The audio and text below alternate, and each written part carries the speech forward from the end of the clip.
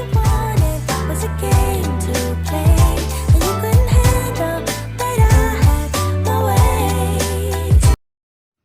Shalom, salam sejahtera untuk kita semua. Selamat datang dalam presentasi kelompok 4 yang akan membahas mengenai memori.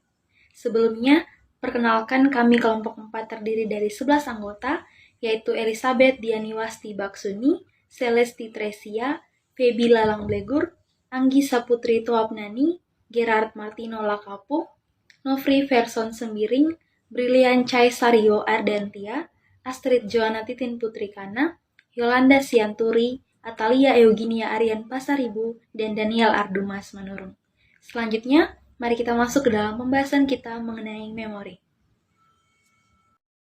Memori. Apa itu memori? Menurut Berley, Eysenck, dan Anderson tahun 2009, human memory is an active system that receives, stores, organizes, alters, and recovers information. Memori manusia adalah sistem aktif yang menerima, menyimpan, mengatur, mengubah, dan memulihkan informasi. Informasi-informasi yang ditangkap oleh panca indera, baik itu berupa penglihatan, atau penciuman, pendengaran, dan apa yang kita rasakan, akan dipersepsikan lalu disimpan di dalam otak. Nah, untuk disimpan dalam jangka waktu yang lama, informasi-informasi tersebut harus melewati memori sensorik, memori jangka pendek, dan memori jangka panjang. Memori adalah pembelajaran yang bertahan dari waktu ke waktu. Bagi seorang psikolog, bukti bahwa belajar itu terus berlanjut mencakup 3 ukuran retensi. Yang pertama adalah recall atau mengingat. Ini merupakan proses mengambil informasi yang saat ini tidak ada dalam kesadaran kita. Namun, informasi tersebut telah kita pelajari sebelumnya. Contohnya seperti saat teman-teman ingin menjawab sebuah pertanyaan isian, di mana proses ini akan menguji ingatan teman-teman untuk mengingat kembali akan materi atau informasi sebelumnya agar teman-teman mampu untuk menjawab pertanyaan isian tersebut. Yang kedua adalah recognition atau pengenalan. Ini merupakan proses mengidentifikasi hal-hal yang telah dipelajari sebelumnya dan menggunakannya untuk mengidentifikasi informasi baru. Selanjutnya yang ketiga adalah relearning atau belajar kembali. Proses di mana kita menggunakan informasi yang telah dimiliki sebelumnya dan menghemat waktu saat kita mempelajari hal tersebut lagi. Contohnya seperti saat kita belajar untuk ujian akhir, kita mempelajari kembali materi itu dengan lebih mudah dan lebih cepat daripada saat kita melakukannya di awal pembelajaran.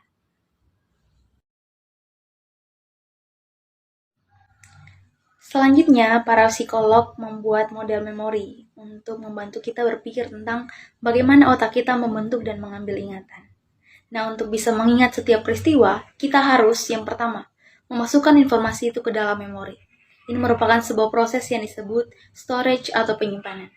Contohnya seperti saat saya menyuruh teman-teman untuk menghafalkan nomor HP saya, 081238129971. Lalu teman-teman menghafal terus-menerus. Nah, ini namanya proses storage atau penyimpanan, di mana teman-teman sedang berusaha untuk memasukkan informasi yang teman-teman terima ke dalam memori atau ingatan teman-teman.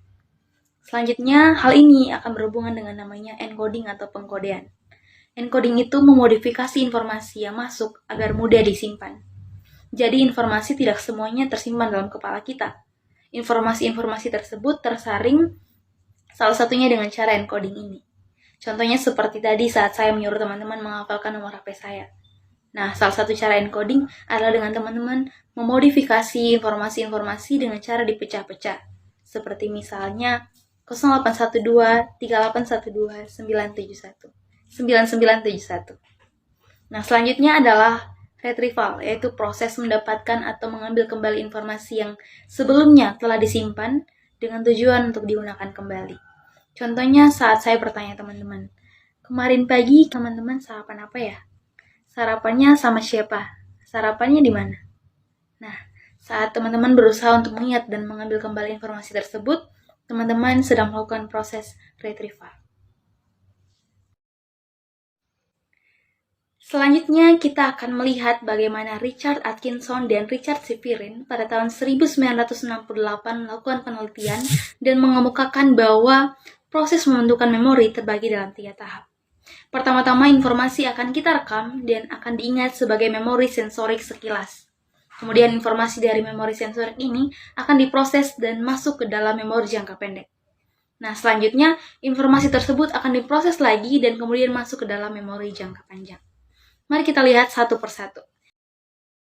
Yang pertama, memori sensorik. Memori sensorik memiliki kapasitas yang besar, namun durasi penyimpanannya sangat singkat, hanya hitungan beberapa detik. Tidak spesifik berapa detik, tapi sangat singkat. Nah, cara penyimpanan informasi dalam memori sensorik ini disimpan sesuai dengan yang disensasikan. Artinya informasi belum diinterpretasikan. Memori sensorik menyimpan informasi dalam bentuk asli sensorik, yaitu seperti sensasi visual, sensasi auditori, dan lain sebagainya. Contohnya, saat seperti teman-teman sedang mendengar informasi dari saya.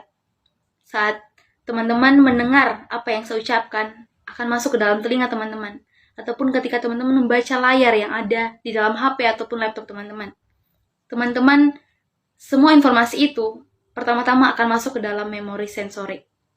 Entah itu suara saya ataupun tulisan yang teman-teman baca. Nah, karena informasi sensorik ini hanya menyimpan informasi yang berlangsung selama beberapa detik, maka tugas penting kita adalah untuk memperhatikan informasi-informasi penting untuk kita ingat sebelum akhirnya informasi tersebut memudar. Selanjutnya adalah memori jangka pendek atau short term memory, STM.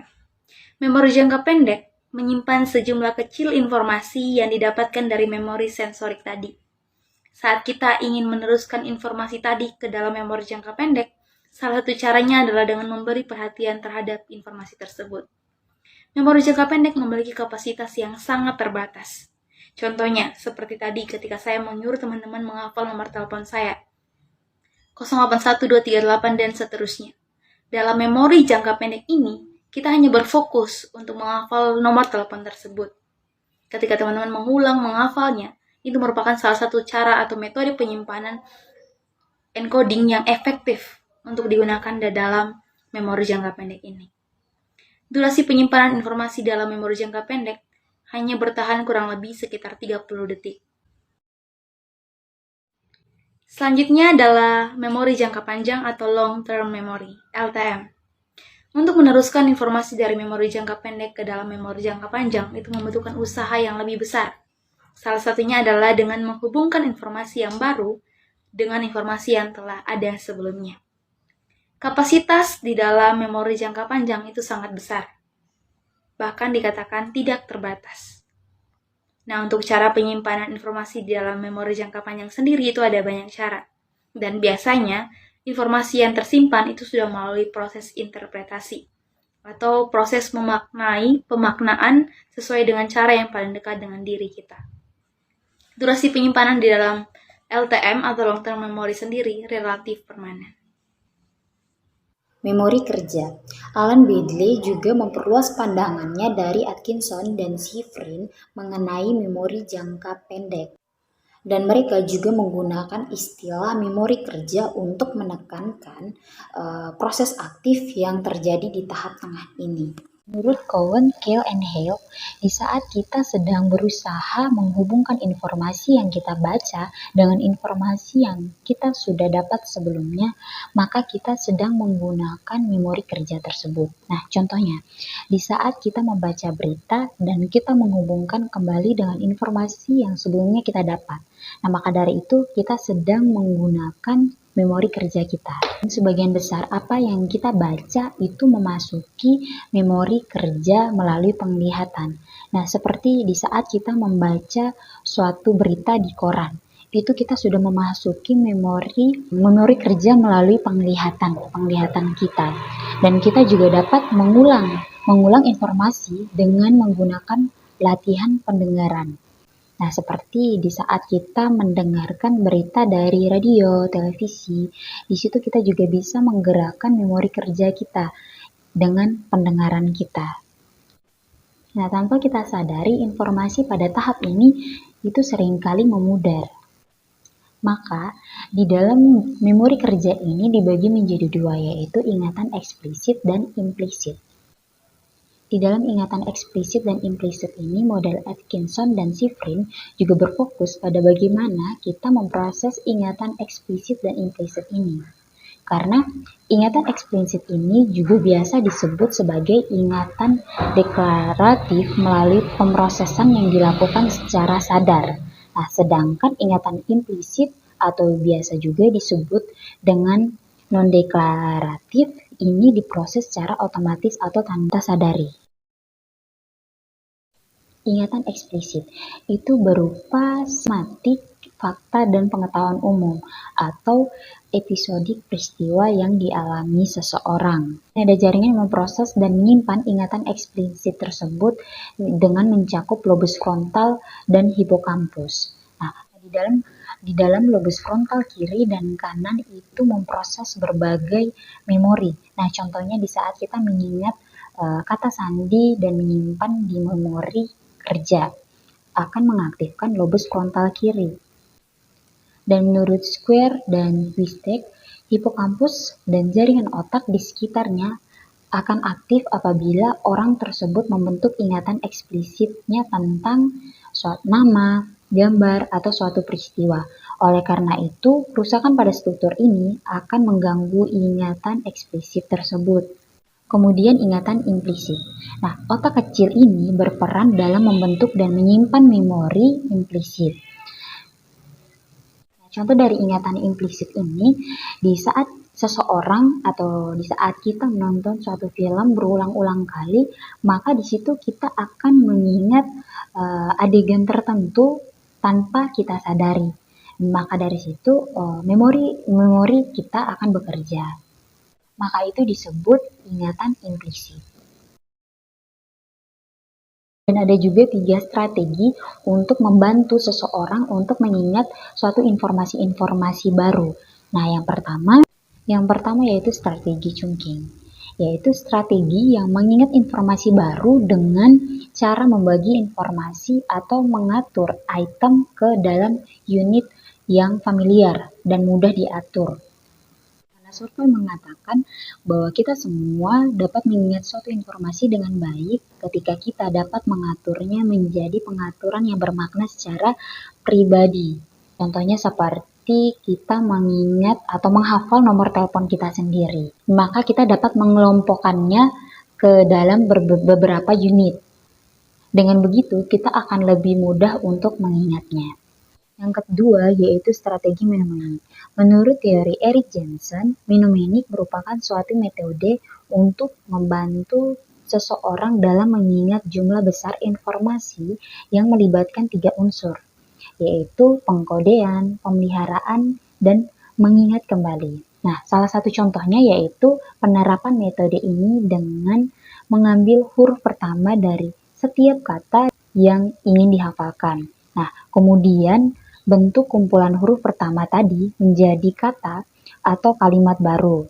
Sebagai contoh adalah saat kita mengingat urutan warna pelangi, yakni dengan membuat singkatan Mejiku Hibinio yang memiliki kepanjangan merah, jingga, kuning, hijau, biru, dan ungu.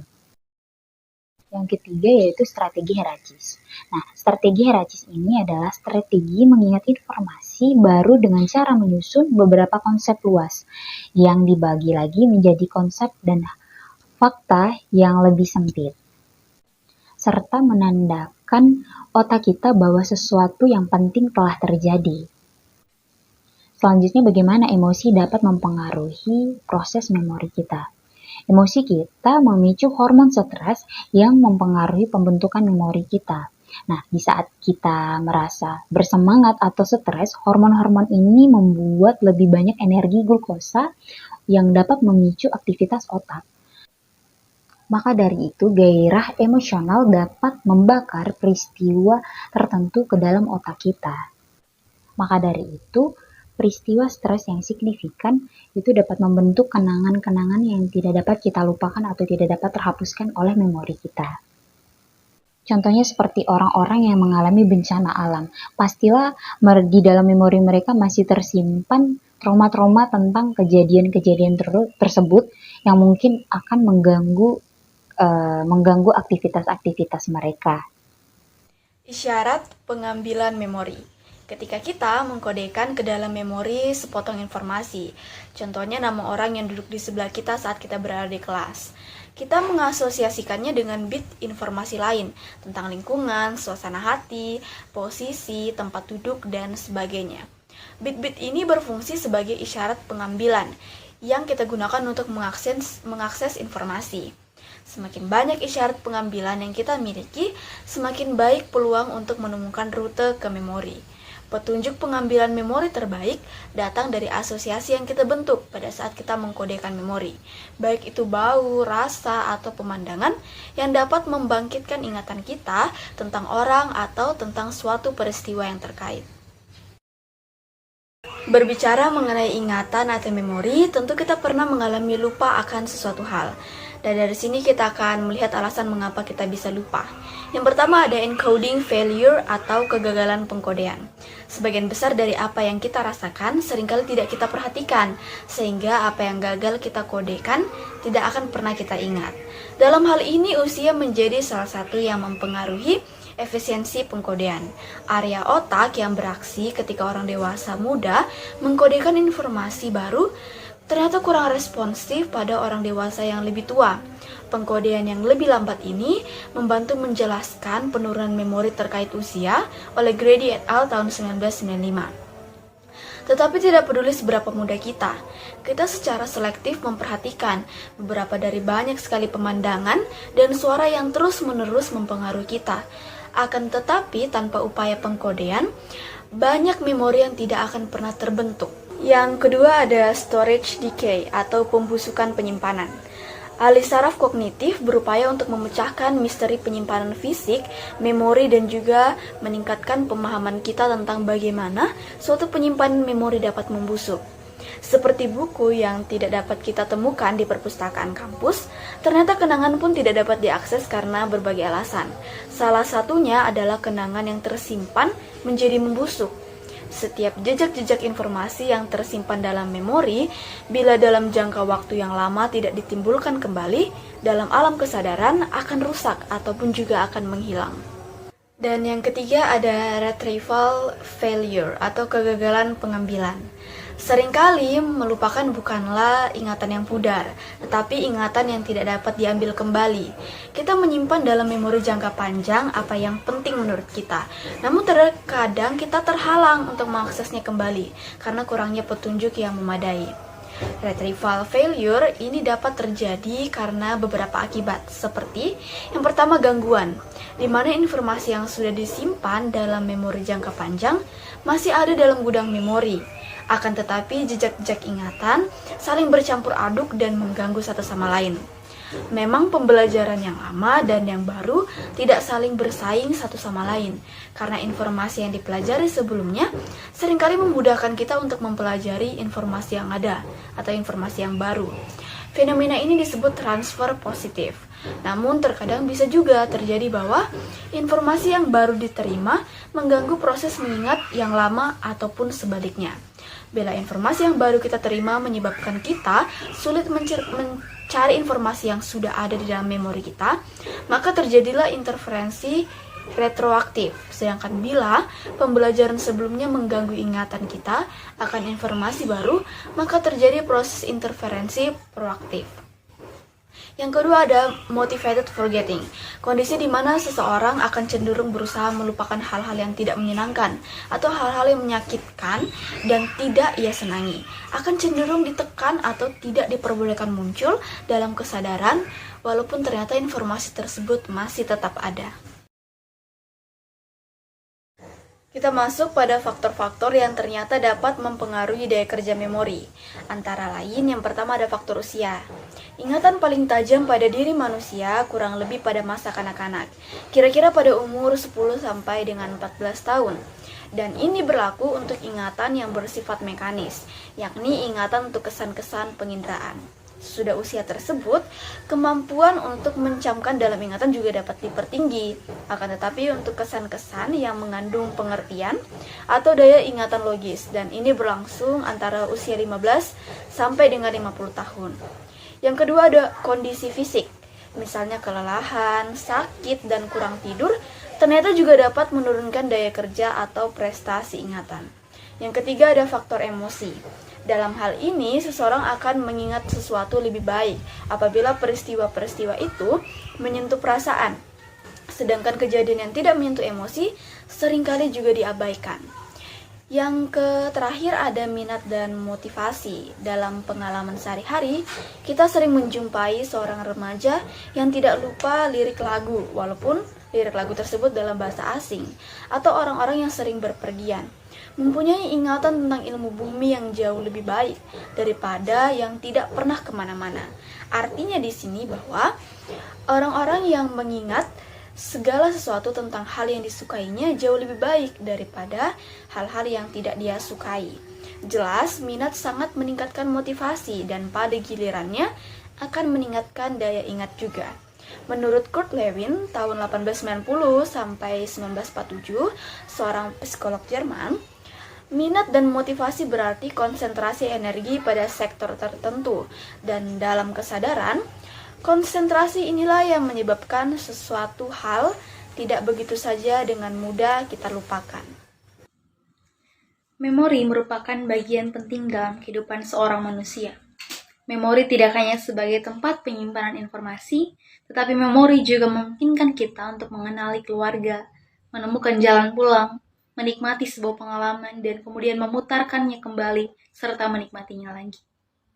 Memori juga yang memungkinkan kita untuk membangun sejarah dengan orang-orang yang kita cintai.